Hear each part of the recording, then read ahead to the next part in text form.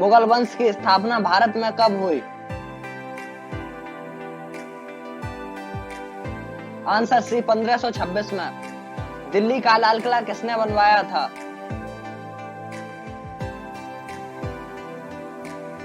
Answer C Shahjahan ने। किस देश को यूरोप का मरीज कहा जाता है?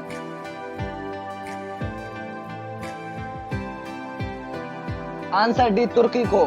अगर आपको वीडियो पसंद आई हो तो वीडियो को लाइक करें और चैनल को सब्सक्राइब करें और स्क्रीन पर दी गई वीडियो को जरूर देखें। इस वीडियो में आपको कॉम्पिटिटिव एग्जाम्स में पूछे गए 20 मोस्ट इंपोर्टेंट क्वेश्चंस बताए गए हैं। ये क्वेश्चंस आपके लिए काफी लाभदायक साबित हो सकते हैं।